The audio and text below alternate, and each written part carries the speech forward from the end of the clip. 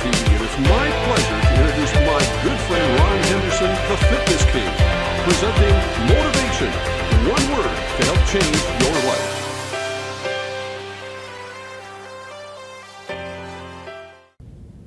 Welcome to Motivation. I'm Ron Henderson, aka the Fitness King. On today's show, I have the good pleasure of having the one and only Michaelene Colestock. She is the owner of Spence Specialties anew. Welcome to Motivation. How are you? Hi, thank you. Thanks for having me. Yes, I'm excited about today's show. I want to hear a little bit about what you do today. Okay. And also I want to find out more about the other ventures that you're into as well. I guess you're into quite a few things. Yes. All right. Before we get into that, can you give my audience a little history about yourself, Michaelene? Where did you grow up? Sure, yeah. So my name is Michaelene Colestock. People are usually interested in my name because it's quite different, and they always want to know, was my dad named Michael? And the true story is that my mom heard it on a game show, and she just thought it sounded nice. Really? Okay. So that's where I got my name, and I grew up on the east side of St. Paul, and that is actually where all of my business operations are located. Yes. Although I do live in Hugo currently, my parents still live in St. Paul in the house that I grew up in, so I have a real affinity towards the east side. Okay. So what got you into the recovery services? Yeah. And where did that start? Before we get into that. I stumbled into it accidentally, which if you ask me, I think everything really happens for a reason. And so while I say I stumbled into it, I'm sure it was meant to be and quite serendipitous. I was in graduate school for counseling, just to be a therapist, and I. And why? Can I interrupt you? Why were you Why did you want to be a therapist? I'm always curious about that. When people say they want to be a therapist, as a trainer, I like to know why. Yeah. What was it? Yeah, I guess I was the person in high school and college who everybody used to kind of come to talk about their problems. Right, okay. And I just had a lot of people say I was good a listener, and that they felt like I was easy to talk to. And I didn't have necessarily a degree decided on when I went to college, but I took a general psychology class and basically kind of fell in love and decided psychology would be my major. And then I realized that if I wanted to make any money in the psychology field, that I was probably going to need to go to grad school, because I could be maybe a mental health professional, but graduate school was going to be kind of a necessary evil. So I did go to grad school and decided that counseling would be the direction. Where did you go to grad school? I went to the University of St. Thomas. Okay. So I went to undergrad in the University of Minnesota in Duluth, which was wonderful. I absolutely loved that. And then I went to St. Thomas for grad school immediately after I graduated from college. Chose counseling as my path, and then needed an internship. And during the process of looking for an internship, I happened across a chemical dependency treatment center for women that was located here in St. Louis Park. And I got my internship there and absolutely fell in love with the field of recovery. Really? And did you, when you were going through your training, your schooling, did you love that as well? All the teaching and that stuff, did you love all that? Well, what do you mean, did I love all that? Like your passion about that. What was that like? I mean, I didn't necessarily fall in love with the counseling and the recovery counseling piece until I actually started my internship. I didn't actually know a lot at all about substance use. I didn't have a big family history, and I'm not personally in recovery, so it was a very new field for me. I think really what made me fall in love with it was I was in group therapy, and I was hearing these stories from all of these women. And they're stories that if you didn't know a lot about chemical dependency, you would think, oh my gosh, these women are bad mothers, they have all of these legal problems, they're working in prostitution, they're not good people. And what I found through listening to these stories was there were so many similarities that I thought, there is something more to this than just these women are not good people. There was really something to addiction has taken over every aspect of their lives and has caused their lives to be unmanageable.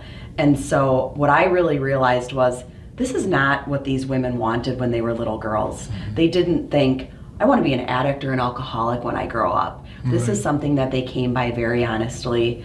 It annihilated their lives, and now they were trying to climb out of that. And I thought they were so courageous that I really fell in love with it, and that became my passion at that point. Right, so you wanted to be a part of that as far as helping with that? Absolutely. I wanted to be a part of not only the solution, but also really spreading the word to people that addiction and mental health is not about people being bad or not following the rules and laws of society.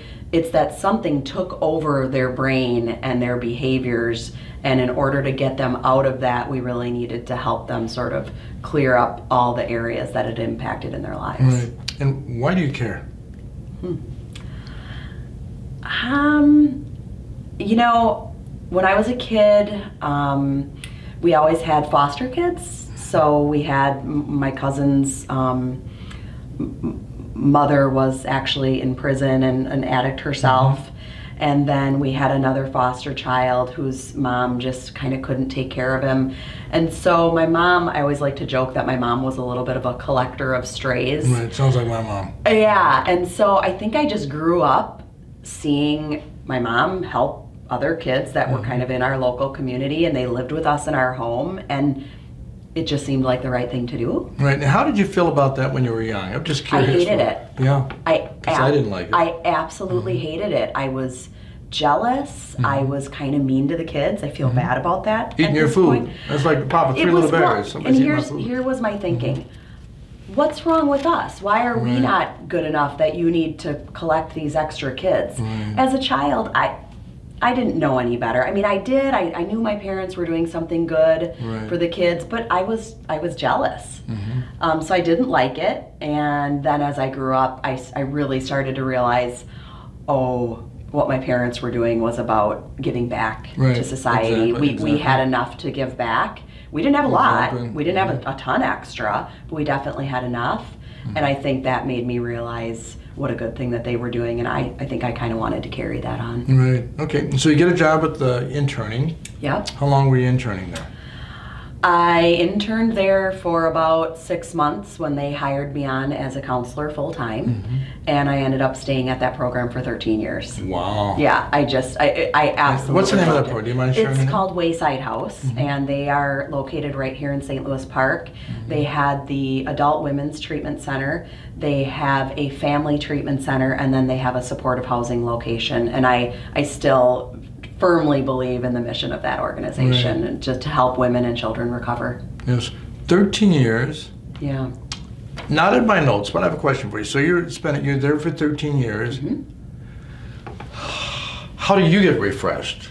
It's a lot of years counseling other people. Yeah. For a long time, I didn't. I probably worked too hard. I was also raising 2 kids and married myself and running a sober housing business on the side a few years into that. And I think that for a long time, I was not taking very good care of myself. Right.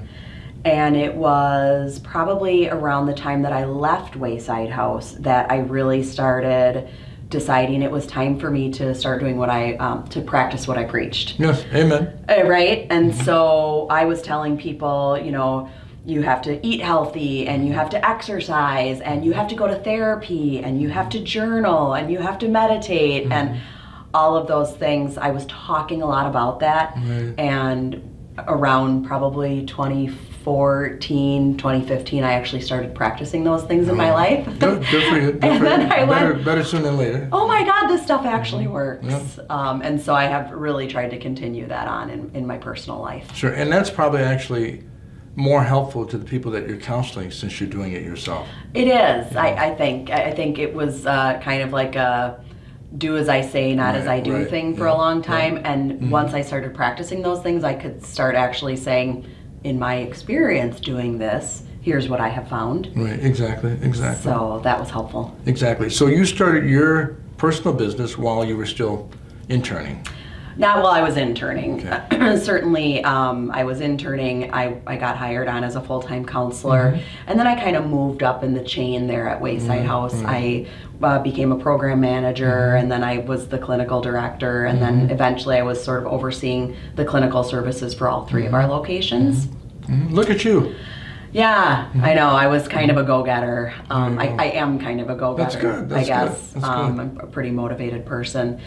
But in, I want to say 2009, so I had been at Wayside at that point for 7 or 8 years. Yes. I decided to purchase a home in North Minneapolis and open it up as a sober house. Because what I was seeing was the women that were leaving our facility, so they were graduating, maybe they had been there for 90 days, and it was time for them to leave. Right. Well, there are some what was called group residential housing programs in the Minneapolis area, but there were certainly not enough. The waiting lists were very long. The waiting list for sober housing was very long, as well as at those you had to pay out of pocket. Right. Well, the women that were coming out of our program essentially were historically unemployed, really lacked education, maybe had been in the criminal justice system, so they had a lot of barriers to obtaining employment. So I knew that if I was going to have a sober house, the rent needed to be really low so that people could actually afford it. So I started out renting out rooms at $200 a month. So did you rent a place, purchase a place in I Minneapolis? bought a home. It was a 4-bedroom, a very small little 4-bedroom house in North Minneapolis. And why? Why North Minneapolis? Because I could get a house there cheap. Okay, you weren't worried about security, safety, and you know? Because of the stigmas. Only because of stigmas. I could get a house cheap there. Wayside House was located in St. Louis Park, so that was essentially kind of a close location where I knew that I could get an affordable home. Right. And it was right on the bus line. All of my women took the bus. It was in an area that, despite the stigma of the area, they were quite familiar with and not really afraid of the area. It didn't seem like anything that was outside of the realm of possibility and ability for them. And it's still located there? That house is still located there. I don't own that home anymore. I did actually sell it as a fully functioning, full sober house to another woman. Good. And then I moved all of my sober houses then to the St. Paul area, just because proximity-wise, when you have sober housing, there's a lot of busy work. There's air conditioning units that need to be put in windows, and beds that need to be fixed because they broke, and pots and pans that have to be replaced. And when when I'm living in a St. Paul suburb and trying to run over to North Minneapolis and St. Paul, it wasn't conducive anymore. It wasn't logical anymore. And I really wanted to get all of my sober houses located in the St. Paul area so that they were close. So how many houses do you have right now? I have 6 now. Wow. Yeah, so started that first one in 2009, opened up a second one in 12, opened up a third one in 2013. Wow. Now is that 501c3? It is not. It isn't, So okay. I'm not a nonprofit yet, and I'm actually in the process of debating on whether or not I want to become a nonprofit. And the reason why is I'm a little bit of a strong-headed person, and I don't really want a board of directors telling me how to run my business. I agree with you. Yes. So I haven't needed to be a 501c3 yet at this point. Obviously, that would be helpful for donations, but I get a lot of people that donate to me anyways. So at this point, and I'm not looking for grant funding or anything like that because the business is able to sustain itself. I also don't necessarily want government grants telling me how to run my business. Sure, but you can take donations? I can, yes. Okay, and if somebody wants to donate, how would they get a hold of you? The best way would be to get a hold of us through our website, which is www.spencespecialtiesllc.com. And there's all of our contact information through that. Right, because I would imagine it's got to be pretty expensive when you say you have 6 homes or whatever. It is, yes, but we have a contract with Ramsey County in which we are allowed to provide room and board for the women that live in our sober houses. So the county essentially pays the room and board rates, and then the women can attend school, they can attend outpatient treatment, they can start working, they can be volunteering. It's the benefit of that is If you think about Maslow's hierarchy of Sure. needs, Oh, yeah. right? Oh, yeah. As long as you've got Yeah.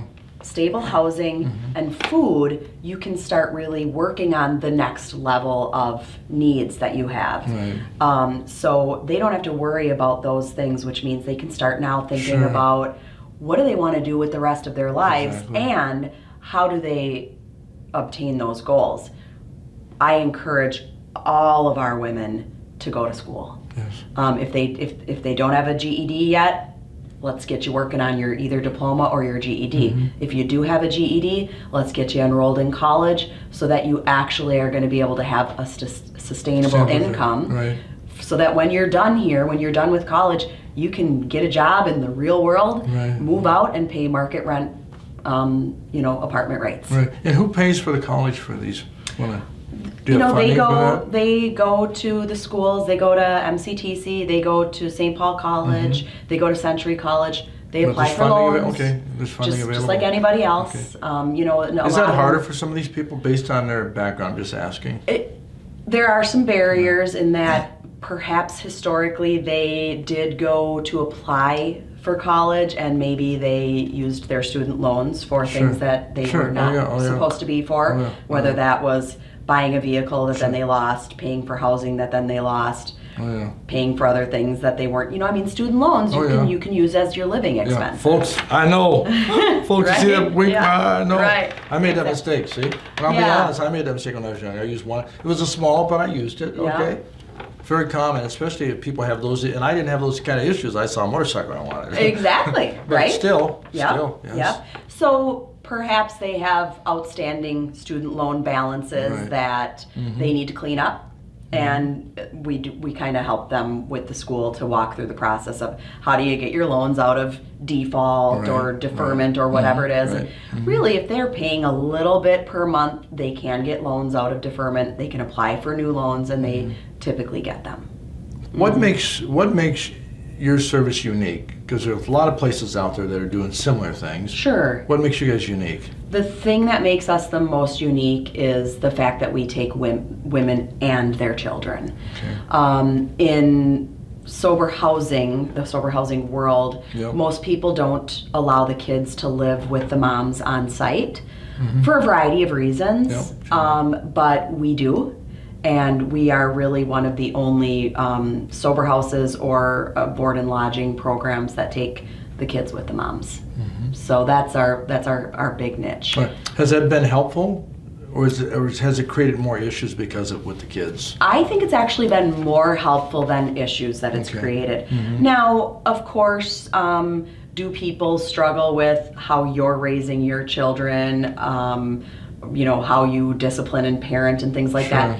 Yes, but they actually learn to work together as more of a family unit.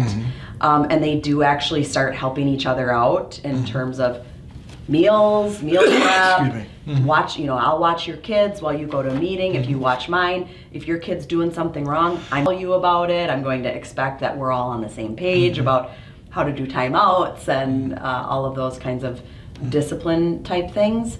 And I think having the kids there right in front of them, Excuse me. that's okay, makes it a little bit easier to stay sober because it's kind of hard to use if you have your kid right there in front of you. I agree. So if they're off-site or they're at a babysitter or they're not living with you and you're working towards reunification, that ultimate goal of being the mom to your kids, out of sight, out of mind.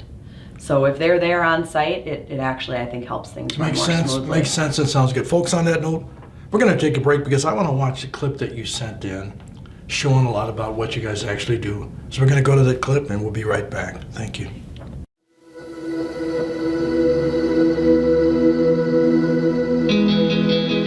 Well, my name is Michaelene Colestock, and I am the owner of Spence Specialties, LLC, which is sober housing for women and children in the St. Paul area. And we also have a new outpatient treatment center for women called Anew.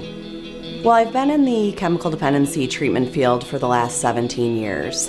And what I noticed was when they were finishing treatment that they didn't really have any place to go that was safe and sober. I think the reason that I feel really passionate about sober housing is because of a couple of women that were my clients previously that lost their battle with addiction. One of the main reasons that they didn't make it, and they told me this, was they didn't have a safe place to go.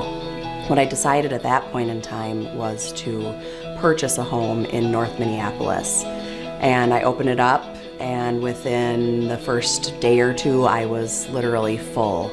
We do have something really unique here, and what it is sober housing for women with their kids. One of the things that will help women recover is being with their children. It is very worth it to watch moms and their kids get reunified in a community setting. I was doing everything myself and everything manually, and it was time to really look at expanding and growing my business. I heard about Women Venture many years ago, and a friend of mine who I'd worked with said, "What about Women Venture? Maybe you should contact them." And I remembered them, and I thought, yep, good idea, I'm gonna give them a call. So I took the guided business plan writing class because my next step, I knew I wanted to buy a larger home, and I knew in order to do that, I was gonna need a business loan. I took my business plan to a bank, and Women Venture came with me. And I got a loan from the bank and a loan from Women Venture to buy the house that we're sitting in today. I'm a great therapist, I'm a great counselor. I didn't know how to run a business. And Women Venture honestly and truly gave me the tools that I needed to run the business and make it grow and expand to the place that it is today. We now in 2018 have 5 sober houses for women and kids. We have the capacity for 33 clients and usually up to 20 kids depending on the need. Without Women Venture, I absolutely would not be where I am today. I think my favorite thing about my job is seeing the change that occurs in women from the time that they walk in my door to the time that they're getting ready to leave. Really a transformation has happened. And I see the women open up, get aware, gain insight into their lives, and really actually change behaviors, and then leave with really a new lease on life, a new sense of opportunity and hope for their future. Without this place, I would not be sober or probably not going back to school. So I just want to thank you from the bottom of my heart. Without the hard work, the dedication, the love, the struggles, the hurdles that you jump through, restoration with my daughter and others people's with their children, it would not be possible without you. So the change that happens is absolutely my favorite thing.